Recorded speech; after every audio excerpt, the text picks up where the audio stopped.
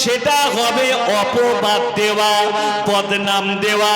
ওই কাজের কাজই নয়, অথচ তার নামে অপবাদ দেওয়া হয়েছে। ওটা চগলখোরের চেয়ে আরো বড় গুনাহ। কিন্তু ও আমার সাহাবীরা, তোমরা কারুর চগলখুরি করবে না। সাহাবীদের নবী বলেছিলেন, কেউ যখন কারুর চগলখুরি করে সে যেন মনে করে তার মরা মায়ের সঙ্গে যে না করলে যে পাপ হয়, ওই পাপটা সে করে ফেললো। কি গো, সে নাই? আলেম মাওলানারা চালু করে দিয়েছে চগলখুরি করা, চালু করে দিয়েছে। এরা ভুলে গেল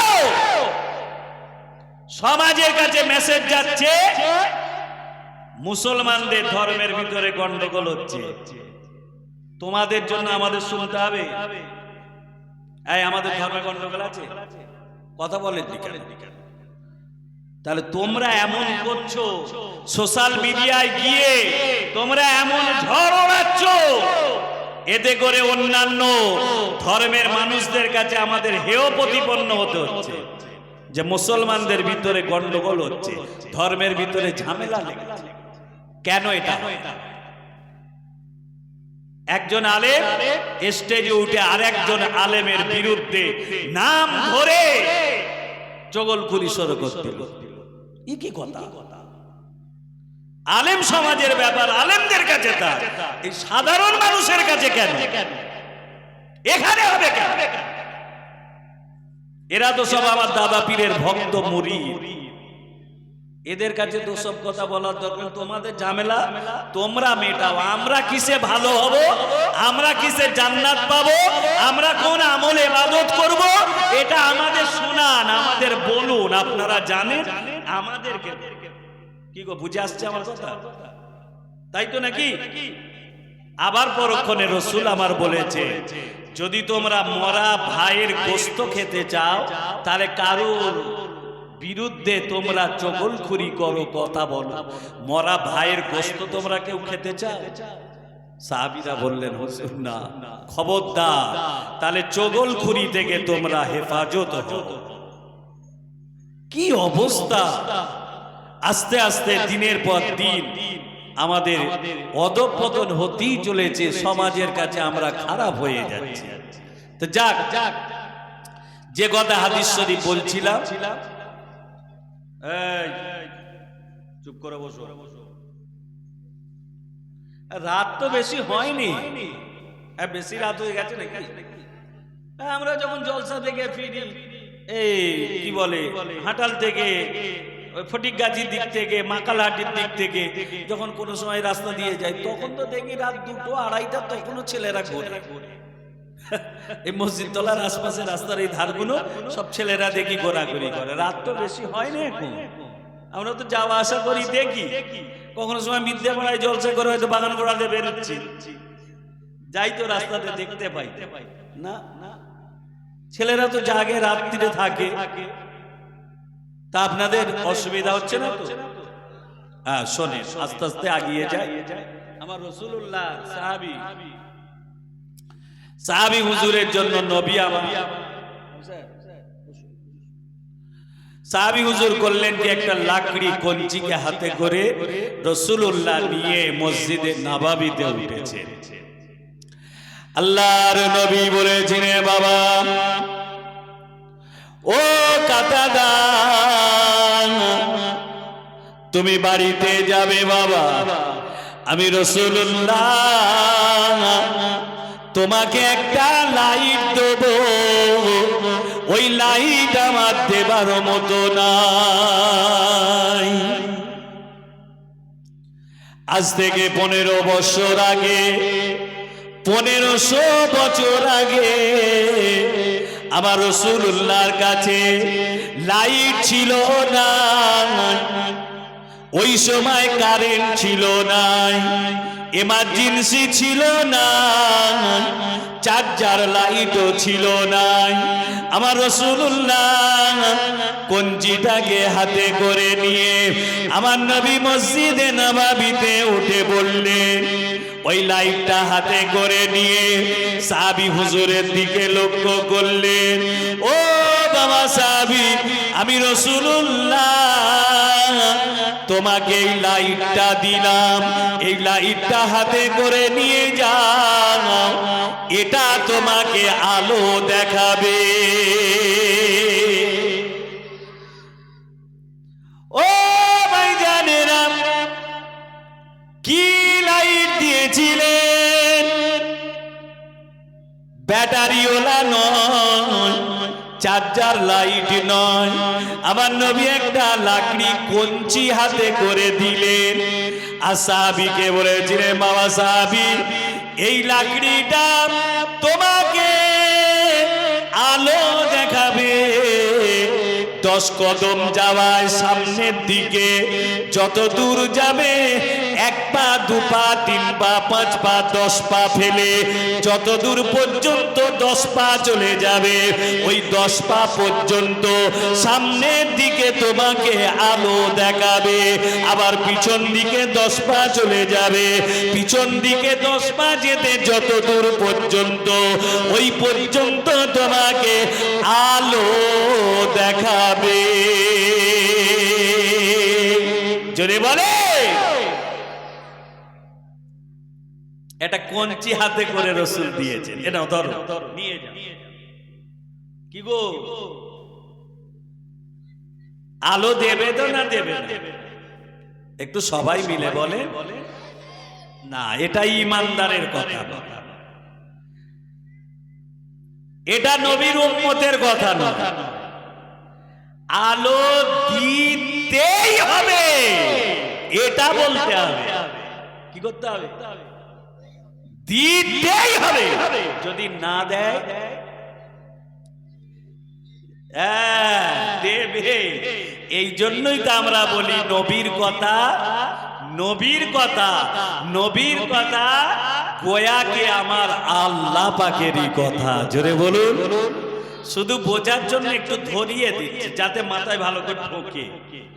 কিছুক্ষণের জন্য এখন আলো দিল না, তাহলে ওই ব্যক্তিটা কি হবে? বললো আলো দেবে, যাও। আলো জ্বলি ঠুকে ঠুকে পেরেছে, আলো জ্বলতে চায়। এখন ওই লোকটা কি হবে বলবে? একটু বলে, একটা স্বাভাবিক প্রশ্ন করলাম, উত্তর দিতে পারছেন না? ওই লোকটা কি হবে বলতে পারছিলেন না? ওই লোকটা হয়ে যায় মিথ্যাবাদী, চিটিংবাজ। বললো জ্বলবে, আলো দেবে, আর আলো দিল না। কি গো, তাহলে লোকটা কি হবে? চিটিংবাজ হয়ে যাবে, মিথ্যুক হয়ে যাবে। বললো একরকম আর হচ্ছে আরেকরকম। তাহলে আমার নবীর যে কথা বলে, আমার নবীর কথা বারহাক বারহাক বারহাক সত্য কথা। জোরে বলুন সুবহানাল্লাহ। নবী যেটা বলে ওটা হতেই হবে, কোনো কথা হবে না। এই জন্যই তো আমরা নবী নবী নবী করি। আল্লাহর কাছে অন্যায় করলে, নামাজ না পড়লে, নবীকে সঙ্গে করে নিয়ে আল্লাহর কাছে মাপ চাইলে মাপের আশা আছে না নেই? কি গো, আছে না নেই? আর নবীর সাথে যদি খারাপ করে ফেলি, আল্লাহ মাফ করবে? আল্লাহ মাফ করবে? নবীর সাথে খারাপ ব্যবহার করলে আল্লাহ মাফ করবে? তাহলে মাইয়াতকে কাটে রেখে মাপ চাওয়ান কেন? যার সাথে করেছেন ওর সাথে বুঝে নেন। আল্লাহ বলছেন ও ঝামেলায় আমার জড়াসনি। যে যার সাথে খারাপ ব্যবহার করেছো সে মাফ না করলে ওটা আমার হাতে নেই। আল্লাহ বলছে আমিও মাফ করতে পারবো না। ওই জন্য তো জানাজা খাটিয়া রেখে কত কায়দায় বলে, ভাই আমার আব্বা যদি কিছু অন্যায় করে মাফ করে দেবেন সবাই মিলে। কি গো বলে না? আল্লাহর কাছে চেয়ে নেবে, আল্লাহর কাছে চেয়ে নিলে আল্লাহ বলছে ও কথাই আমি নেই, আমার কাছে মাপ নেই। আমার কাছে অন্যায় করবি আমার কাছে কাঁদবি, আমি আল্লাহ মাফ করব। কিন্তু বান্দার সঙ্গে খারাপ ব্যবহার করলে আমি আল্লাহ মাফ করতে পারি না। তা যাই হোক, আলোচনায় ফিরে আসবো। তার আগে যাচ্ছি, এবার তো মজলিস বেশ ভালোই লোক এসে বসছে। বাইরে এখনো যারা আছেন চলে আসেন ভাই, আমার পরে তো আবার ভাইজান হুজুর কেবল একজন আছেন, আসবেন। যারা রাস্তায় ঘোরাঘুরি করছেন মজলিসে আসে। একবার সকলে দরুদ শরীফ আল্লাহুম্মা সাল্লি আলা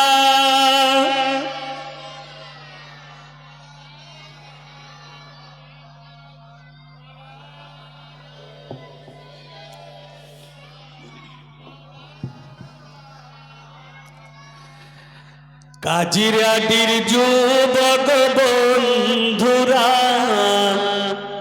খুশির নেই কুল কিনারা। কাজিরাটির যুবক বন্ধুরা, খুশির নেই কুল কিনারা। তাই তো আজকে বিশ্ব নবী, তাই তো আজকে বিশ্ব নবীর শোনে দিনের আলোচনা। কাজিরাটের যুবক বন্ধুরা, খুশির নেই কুল কিনারা। আল্লাহুম্মা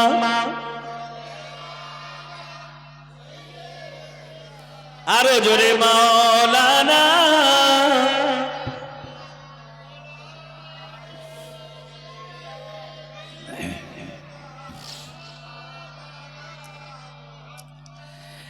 ঈদের দিনে আপন মনে একে এতিম কাঁদে রে, দয়ার নবী ঈদগাহে যায় এতিমের চোখেতে পড়ে। কি গো শুনছে? এটা শুধু গজল নয়, এটা হাদিস, বুখারী শরীফের রিওয়ায়াত।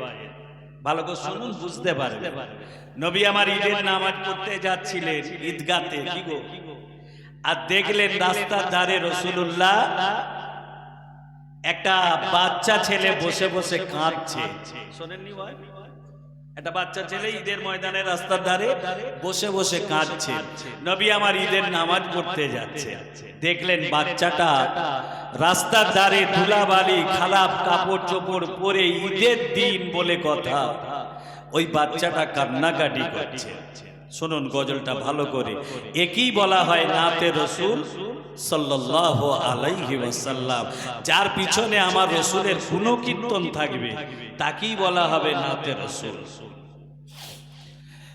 ঈদের দিনে আপন মনে একে এতিম কাঁদে রে, দয়ার নবী ঈদগাহে যায় এতিমের চোখেতে পড়ে।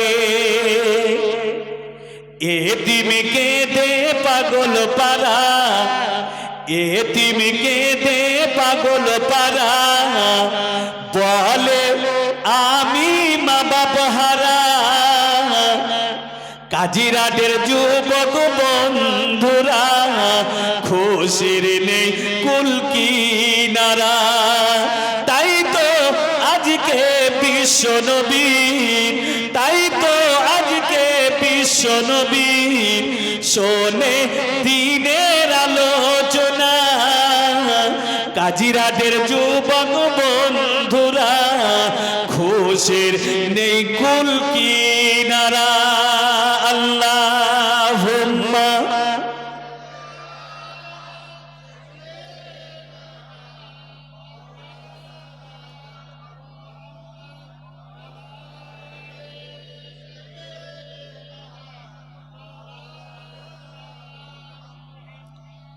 আমার নবী শুনলেন বাচ্চাটার মা বাপ কেউ নেই। কি গো, নবী শুনলেন।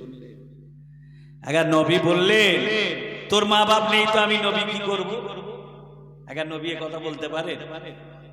আমাদের নবী দয়ার নবী, রাসূলুল্লাহ চোখ দুটো ছলছল করতে লাগলো, আরে রাহমাতুল লিল আলামিন নবী আমার। হুজুর এ কথা বলতে পারেননি, তোর মা বাপ নেই তা আমি কি করবো, যা বাড়ি চলে যা। নবী কি বলেছেন সেটা বলছি কবিতার ছন্দের মাধ্যমে। শোনার পরে কিন্তু একটু সুবহানাল্লাহ নিজেদের বলতে হবে, বলবেন তো নাকি? আমি ধাক্কা মারবো তবে বলবেন? আগে শুনবেন, শোনা মাত্রই নিজেরা সুবহানাল্লাহ বলবেন। নবী কি বলছেন বাচ্চাটাকে শোনে, কোলে তুলে বলে নবী, জোরে বলবেন না? নবী বাচ্চাটাকে তো কোলে তুলে নিয়েছে, দুলা বলি মাথা অবস্থায়, বাবা আমার কোলে চলে আয় বাবা। কোলে তুলে বলে নবী আমি আব্বা জান, জোরে বলে। ঘুম হচ্ছে না কি মানে, জাগে না কেন? আমি এত গলা ফাটিয়ে চেঁচাচ্ছি। বক্তাকে শ্রোতারা জলসা করায়, এটা মনে রাখবে। বারে বারে যদি ধাক্কা দিতে হয়, অন্যান্য দলমতের লোকেরা দরুদ শরীফ পড়তে যায় না। এই বাঁকুড়ার দিকে জলসায় যায় তো, ওই বিষ্ণুপুর জঙ্গল নাম শুনেছেন? বিষ্ণুপুর জঙ্গল বড় বড় হাতি আছে, ওই দিক দিয়ে রাস্তা দিয়ে যায়, গিয়ে বাঁকুড়ার দিকে জলসা দরুদ শরীফ পড়তে বললে, ওই যেমন পেচ্ছাপ পায়খানায় আমরা বসি, কি গো পেচ্ছাপ পায়খানা কেমন করে বসে বাবু হয়ে তো নাকি, হ্যাঁ উবু হয়ে। তো বাঁকুড়ার দিকের লোকেরা ওই একটা করে গলায় গামছা দিয়ে নেয়, আর ওরা উবু হয়ে আবার লেড়ো দুটো বেরিয়ে পড়ে, লেড়ো বুঝে দিয়ে আর বসে থাকে এরকম করে, দাড়ির কাছে ঠেকে আর বসে আছে। এত ধাক্কা, জোরে পড়ো না, দরুদ শরীফ পড়তেই ওরা জানে না। বুঝতে পেরেছে? এরকম অনেক জায়গায় এখনো আছে, কিন্তু আল্লাহ পাকের রহমত, আমরা তো দাদা পীরের ভক্ত মুরিদ, কি গো আমাদের তো আওয়াজ বেরোয়, আমাদের তো জোর হয়। ফুরফুরা শরীফ তো আমাদের লাগোয়া, আমাদের কপাল ভালো। আমার বাড়ি থেকে 25 কিলোমিটার রাস্তা, এখান থেকে কত হয়? ওই রকমই নাকি 25-30-এর ভিতরে। তা সুবহানাল্লাহ বলাতে শ্রোতাদের আগ্রহ দেখে বক্তার বক্তব্য ফুটে উঠবে যে না, ভাইগুলো খুব চাঙ্গা আছে, আমার ওয়াজ শুনতে চাচ্ছে। আর যদি শ্রোতারাও ঝিময়, বক্তাও বলবে ছেড়ে দে বা কি দে মাছি, চপ পালাই চপ, কি গো দরকার নেই। একদিন দুদিন নয়, জলসা করতে করতে 25টা বছর জলসা করছে। আমার দাদা পীরের নেক দোয়া, দাদা পীরের বাগান, অস্বীকার করলে হবে না। 25 বছর জলসা করছে, এক দুদিন নয়। ভাইজানদের সাথে সাথে আসাম পর্যন্ত গিয়েছি, 20 দিন 22 দিন এক টানা জলসা করছে। মালদা জেলায় আমি জলসা করি, জীবনী জলসায়, আমাদের এই দেশে গ্রামের মতো এক রাতের জলসা নয়। মালদা জেলায় জলসা হয় 8 দিন 10 দিন, একই স্টেজ, ওই স্টেজে বসে জলসা হবে। প্রত্যেক দিন 10টায় উঠবো, 12টা, 12:30, 12:15, যতক্ষণ হয় প্রত্যেক দিন হবে। নবী মায়ের পেটে আসা থেকে ইন্তেকাল পর্যন্ত ঘটনাটা শোনাতে হবে। ওরা এই টেন্ডারি জলসা শুনতে চায় না, এক চোটে পুরো বলো। আজকে যেখানে ছাড়া হবে, কালকে সেখান থেকে শুরু করতে হবে। আজকে ছাড়া হলো 2 ঘন্টা 2.5 ঘন্টা হয়ে গেছে, কাল সেখান থেকে আবার শুরু করে পুরো রাসূলুল্লাহ মায়ের পেটে আসা থেকে ইন্তেকাল পর্যন্ত। কোন মালদা জেলায় সব জীবনী জলসা বেশি। হুজুর কেবলারা জান একদিনের জলসা অনেকও হয়, কিন্তু জীবনী জলসাটা খুব বেশি হয় মালদা জেলায়। তা সুবহানাল্লাহ একটু আওয়াজ দিয়ে জোরে বলে, কোলে তুলে বলে নবী আমি আব্বা জান। মাশাআল্লাহ, মায়ের সাজ থেকে তোমার আমি জান। কোলে তুলে বলে নবী আমি আব্বা জান, মায়ের সাজ থেকে তোমার আমি জান।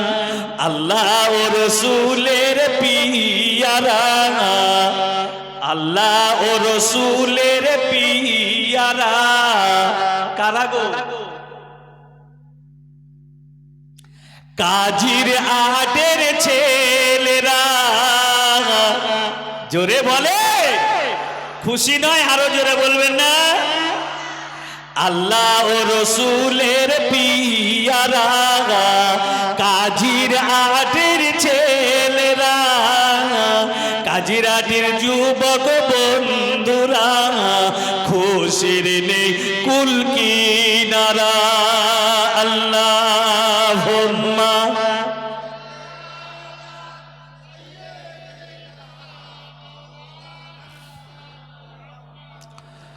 ওয়া আলা আলি সাইয়্যিদিনা।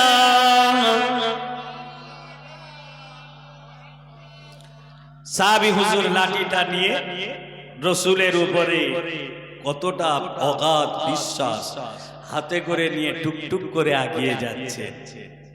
দেখতে পাচ্ছেন আলো দিচ্ছে, আলো দেখাচ্ছে, আর হেঁটে হেঁটে বাড়ির দিকে চলে যাচ্ছে। কিছুক্ষণ পর বাড়ি পৌঁছালে সাহাবী হুজুর হযরতে কাতাদা রাদিয়াল্লাহু তাআলা আনহু বলছেন, রাসূলুল্লাহ আমাকে যে কঞ্চিটা লাকড়িটা দিয়েছিল, সারা রাত তো আমাকে আলো দেখিয়েছে, উপরন্তু আমি বাড়িতে এসে যখন যত্ন করে তুলে রাখলাম, সারা রাত আমার ঘরটা আলোয় আলোকিত হয়ে গেল। জোরে বলুন, এই নবী হলো আমাদের নবী। আরেকটা হাদিস বলি, আমার রাসূলুল্লাহ সাহাবী, যে সাহাবীর নাম হলো হযরতে উতবা ইবনে ফারকাদ রাদিয়াল্লাহু তাআলা আনহু। হুজুরের 4 জনা স্ত্রী ছিল। কটা? 4টে বিবি ছিল। হযরতে উতবা ইবনে ফারকাদ রাদিয়াল্লাহু তাআলা আনহু ছোটবেলায় আমার রাসূলুল্লাহর কাছে গিয়েছে।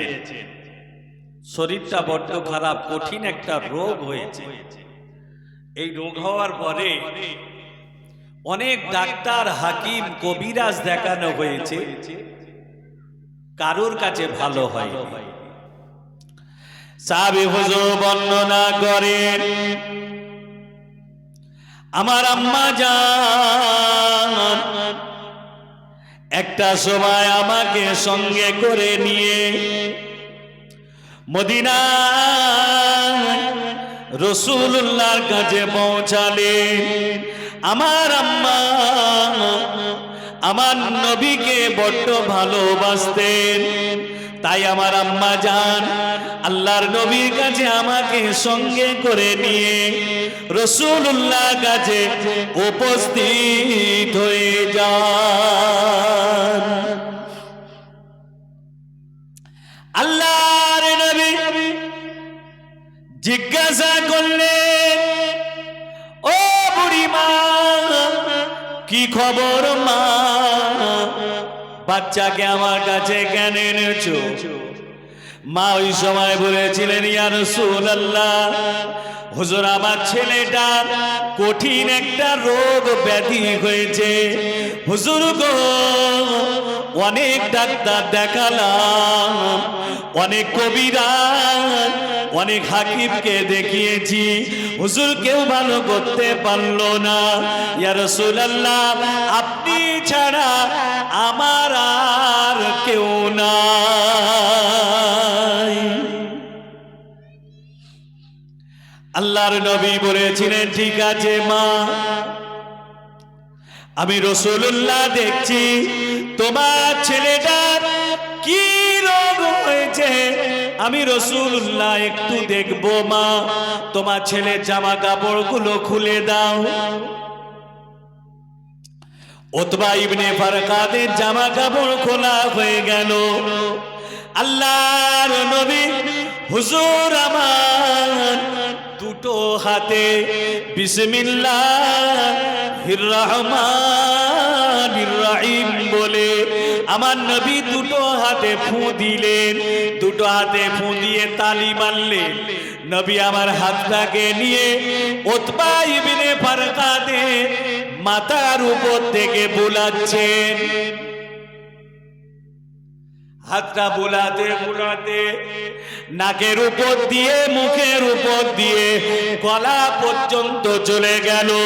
গলার মধ্যে আল্লাহর নবী হাতটা বুলাতে বুলাতে বুক হয়ে পেট পর্যন্ত নাভি পর্যন্ত আমার রাসূলুল্লাহ হাতটা ঘুরিয়ে ঘুরিয়ে আমার নবী বুলিয়ে দিলেন। পরক্ষণে আবার হাতটাকে নিয়ে হযরত উতবা ইবনে ফারকাদের মাথার উপরে রাখলেন। মাথার উপর থেকে ঘাড় হয়ে পিঠ হয়ে কোমর পর্যন্ত আমার রাসূলুল্লাহ হাতটা বোলাতে শুরু করলেন। হাতটা বুলিয়ে বুলিয়ে আমার নবী একটা দম নিয়ে নবী আমার সাহাবীকে ফুঁক দিয়ে দিলেন। যাও, আল্লাহ ভালো করবে। উতবা ইবনে ফারকাত বাড়িতে চলে গেল। কঠিন রোগ, ওই রোগ থেকে আল্লাহ পাক শেফা দিয়েছে রসুলের হাতের স্পর্শে।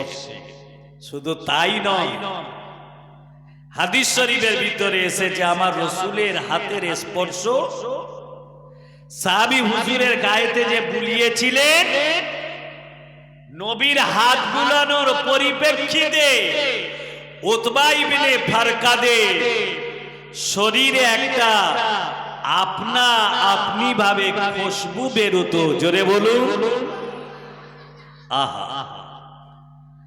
মদিনার মসজিদে নববী শরীফ থেকে উতবা ইবনে ফারকাত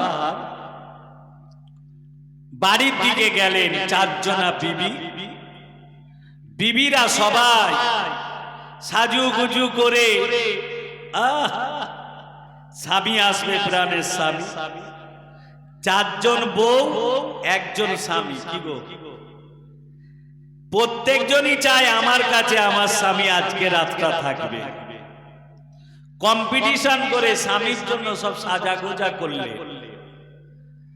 প্রত্যেক স্ত্রী চাই যে আমাকে দেখে আমার গায়ে সুগন্ধি শুঁকে আমার স্বামী যেন আমার কাছে থাকতে রাজি হয়ে যায়। চারজনে কম্পিটিশন করে সাজগোজ করছে। উতবা ইবনে ফারকাত বাড়িতে পৌঁছালেন। পৌঁছাবার সাথে সাথে চারজনা স্ত্রী তারা যে শরীরে খুশবু মেখেছিল তাদের খুশবুগুলো চাপা পড়ে গিয়েছে। জোরে বলুন আহা। স্ত্রীরা টানাটানি করতে লাগলেন, ও স্বামী গো, আমি আপনাকে বড্ড ভালোবাসি, আজকে রাতটা আমার কাছে আপনি থাকবেন। আর একজনা স্ত্রী বলেন, স্বামী আমি আপনাকে বড্ড ভালোবাসি, আমি কত আপনার জন্য সেজেছি, আজকে রাতটা আপনি আমার কাছে থাকবেন। চারজনা স্ত্রী টানাটানি করতে লাগলো।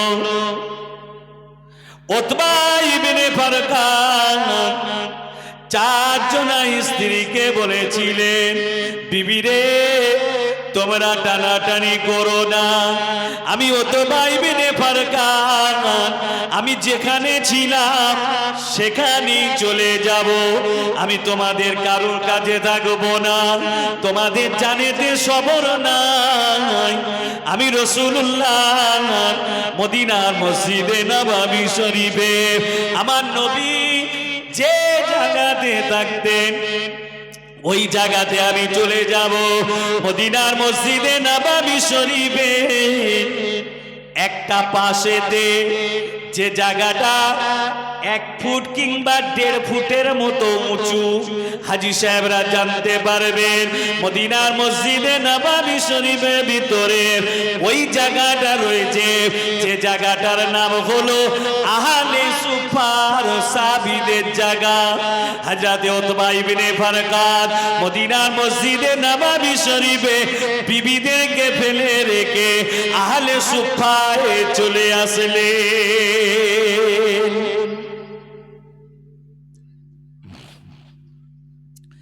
এমন সময় মদিনার মসজিদে নববীতে আজান হয়ে গেল। মদিনার সাহাবীরা নামাজ পড়তে গিয়েছে। মদিনার মসজিদে নামাজ পড়তে গিয়ে সাহাবী হুজুরেরা বুঝতে পারছেন মদিনার মসজিদে নববীটা খুশবুতে মোহিত হয়ে যায়। সাহাবীরা একজন অপরজনকে জিজ্ঞাসা করে, ও নবী সাহাবী, আপনি কি কিছু আতর মেখে এসেছেন? আরেকজন সাহাবীকে জিজ্ঞাসা করলেন, আপনি কি কোনো আতর মেখে এসেছেন? আরেকজন সাহাবীকে জিজ্ঞাসা করলেন, আপনি কি কোনো আতর মেখে এসেছেন? এই রকম জিজ্ঞাসা করতে করতে সমস্ত সাহাবী হুজুরেরা সকলেই বলল, না, আতর মাখি নাই, কেউ আমরা আতর মাখি না। আল্লাহু আকবার। মদিনা সাহাবীরা চিন্তা করছেন তাহলে খুশবু কোথা থেকে আসছে। আল্লাহু আকবার। বাকি আছে উতবা ইবনে ফারকাত। সব সাহাবী মিলে এবারে ওই উতবা ইবনে ফারকাত হুজুরকে ধরেছে। ভাই, এত সাহাবীদের ভিতরে কেউ তো সুগন্ধি মাখেনি, আপনি একজন বাকি, আপনি বলো কি সুগন্ধি আপনি মেখেছে। আল্লাহু আকবার। সাহাবীরা চেপে চুপে ধরাতে উতবা ইবনে ফারকাত ঝরঝর ঝরঝর করে কাঁদছে। কি ব্যাপার? আমরা তো জিজ্ঞাসা করেছি যে আপনার শরীর থেকে খুশবু বের হচ্ছে কিনা, এমন করে কাঁদছে কেন? কি হলো ব্যাপার? সাহাবী হুজুরেরা চিন্তায় পড়ে গেলেন, ভাই আপনাকে তো আমরা জিজ্ঞাসা করেছি আপনি কোন আতর মেখেছেন, কোনো কথা না বলে আপনি কাঁদছেন। আল্লাহর নবী সাহাবী উতবা ইবনে ফারকাত হুজুর আমার বলেছিলেন, ও নবী সাহাবীরা, আমি কোনো আতর মাখি নাই, আমার শরীর থেকে এই যে খুশবুটা বের হয় আমার শরীর থেকে আপনা আপনি ভাবে বের হয়। ও নবী সাহাবীরা, আমি কোনো আতর মাখি নাই। সেই দিনের কথা মনে পড়ে যায় যেদিনে আমার রাসূলুল্লাহ আমার শরীরে হাত বুলিয়ে দিয়েছিলেন। ওই দিন থেকে আমার শরীরে আপনা আপনি ভাবে খুশবু বের হয়। আমি কোনো আতর মাখিনি, রাসূল আমার শরীরে হাত বুলিয়ে দিয়েছে, তাই আমার শরীর থেকে খুশবু বের হচ্ছে। রাসূলুল্লাহ সময়